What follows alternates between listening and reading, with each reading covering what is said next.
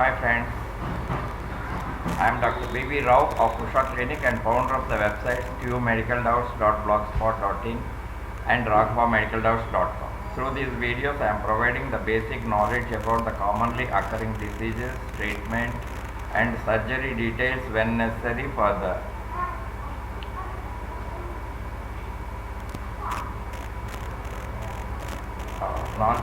medical knowledge to general people and for reference to medicals. Today I am going to discuss about the cellulitis. Cellulitis is defined as the spreading inflammatory exudate along the subcutaneous and facial planes and may lead to the formation of gangrene and widespread of sloughing of tissues may result. It is previously known as the hospital gangrene. It is usually caused by the Streptococcus pyogenes, but in pelvis, anaerobes and intestinal organisms may start the trouble.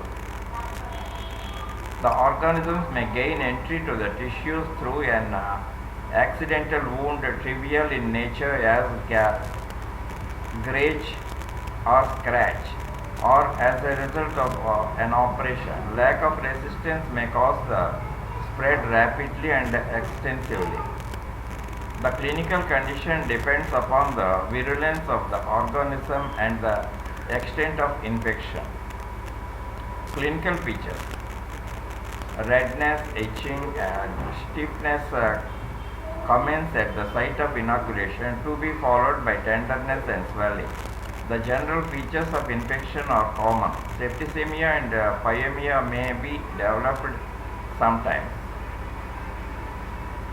Treatment: rest, elevation of the limb, use of appropriate antibiotics. If pus is suspected, free incisions are made in the axis of the limb down to the deep fascia. Dressings of saturated sodium sulfate solution at the site of entry may be of value. Diabetics should be looked for and treated for sugar control is a must. Cellulitis in special sites: neck. Submaxillary cellulitis may occur as a result of a complication of wounds, tonsillitis, mastoiditis. Ludwig's angina is the term used for this condition.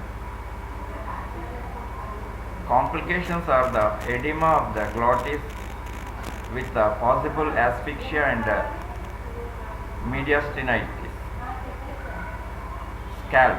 It may occur as a result of infection of subeponeurotic layer of areolar tissue. Pus may extend to the attachment of the epicranial aponeurosis, resulting in the lifting of whole scalp of the calvarium.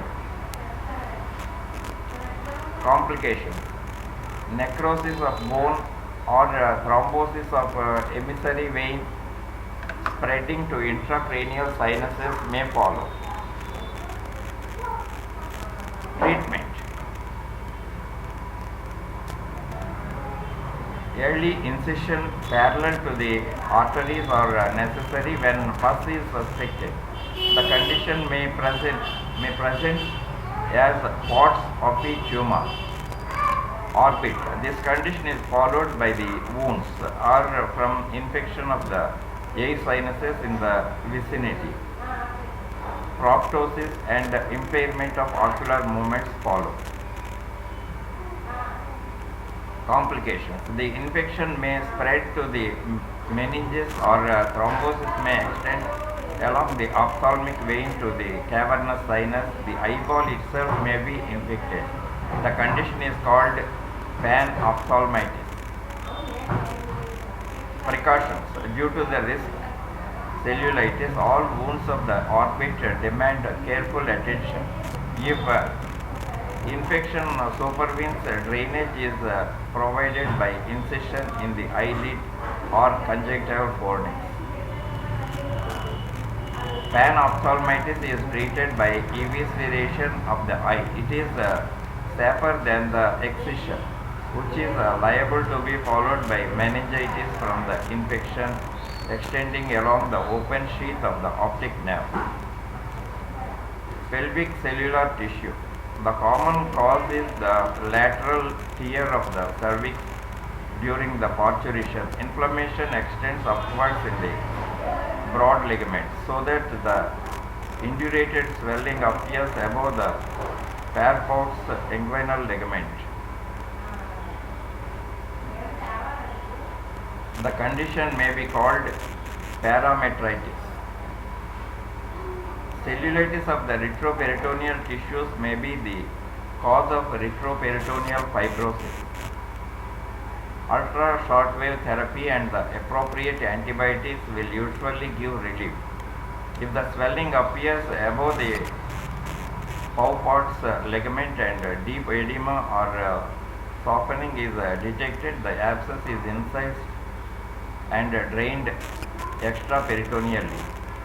That's all about the cellulitis and in the specific areas. And in the next video I will discuss about some other disease. Thank you.